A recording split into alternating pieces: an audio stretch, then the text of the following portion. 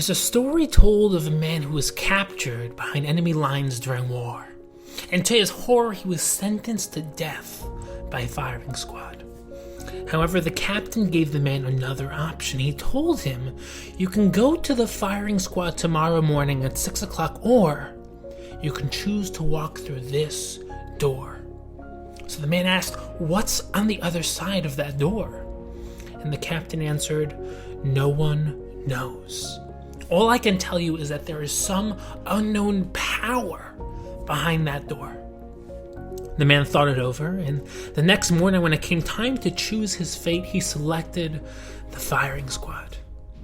And after the shots rang out, the captain's secretary asked him, you've offered so many people this other option, and every time they choose the firing squad. What's beyond that door? And with a look of dismay on his face, the captain answered, freedom. But people would rather face a known hell than journey into the unknown. Now, when Hashem tells Avram to leave his home and embark on a journey, Avram is told Lech Lecha.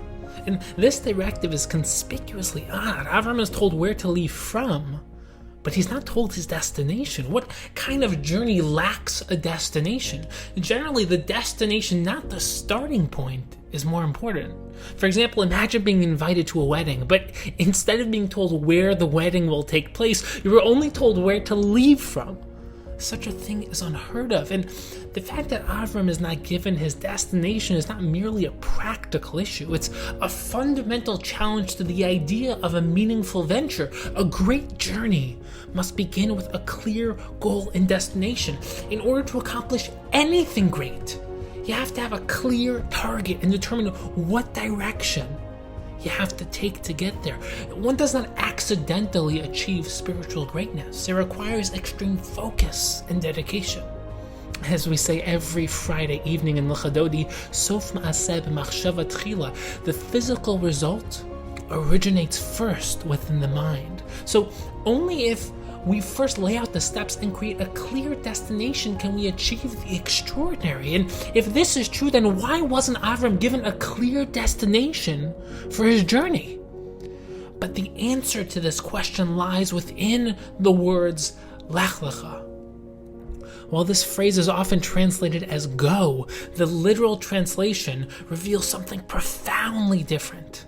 Lech means go, but Lecha means to yourself.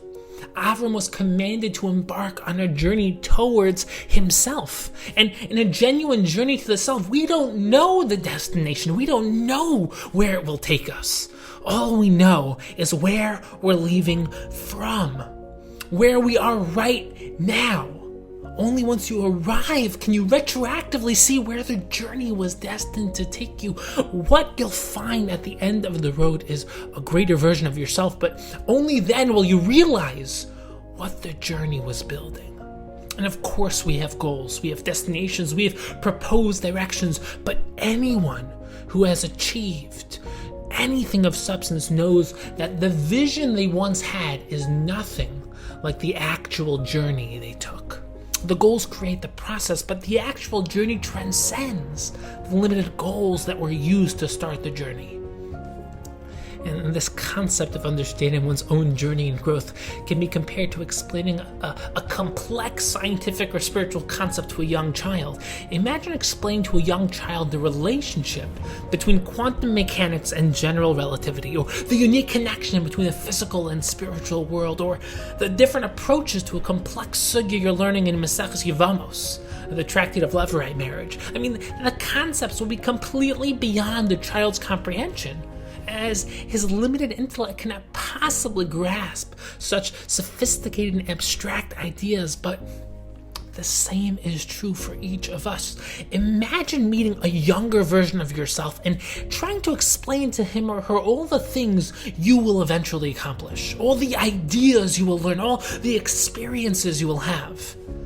Your younger self would not even begin to grasp the full meaning of this conversation. But now imagine instead that your older self does the same to you, your present self. The same would happen. You would not even begin to understand all that you will eventually become. You can have great goals and a clear destination, but that simply creates the journey.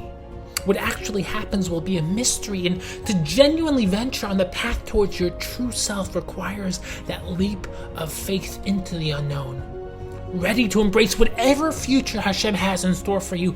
And this is why Hashem didn't give Avram a clear destination, because in a journey to the self, in a genuine Lech Lecha journey, all that is known is the starting point.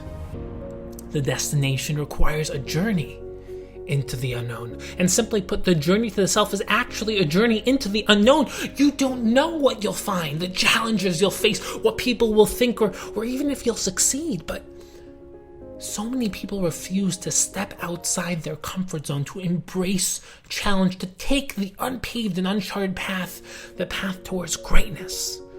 And greatness therefore requires us to be courageous enough to journey into the unknown, to walk through that door to our true selves. And as we embark on this journey into the unknown, to our true selves, we have to be willing to find our unique self that lies in wait. I mean, each of us has a unique purpose and mission in this world, and this is perhaps why Baalei Machshava, so many of them refer to life as a journey at sea. Unlike dry land where paths and roads can be paved, water has no pathways. The journey is a voyage into the unknown, and while traveling on land, you can follow the path that others have paved, but while traveling at sea, you have to create your own path. There are no landmarks on the ocean, there is just endless sameness. You can use the sky and constellations as guides, but the water itself gives no hint of direction, remaining completely formless. And this is why the word for ani, the self, shares its root with the word for ship, aniyah. Because each of us is a ship in the middle of the ocean, there's no looking around to see which path others are taking. You can only forge your path by looking within, finding your own unique purpose, and then journeying towards the ultimate version of you. And with this principle in mind, let us explore the process of human growth. Because, and you can probably relate to this, so many people grow from the outside in. They look around at society, at their friends, the people around them, and then shape themselves to reflect those surroundings. The clothes they wear, the food they eat, the things they talk about, they all become a mirror of their external surroundings. And in this model, a person is a slab of clay, and the goal of life is to fit as neatly as possible into the molds that society creates for you. But this is not the Jewish path. This is not the Lech Lecha path. Each of us is created with our own unique potential, waiting to be actualized. Our job in life is to discover who we really are and to express our dormant perfection. Growth is not about becoming great. It's about becoming new. And learning isn't about discovery, it's about self-discovery. You are a masterpiece masked by confusion, and your job in this world is to uncover yourself, to become your real self. And to do so requires a Lech Lecha journey. Instead of becoming a mirror who reflects everything outside of itself, we can become projectors. We can build something majestic and beautiful within ourselves and then express that out into the world. And this is also the difference between thermometers and thermostats. A thermometer reflects its environment. The temperature outside determines its internal state, but a thermostat?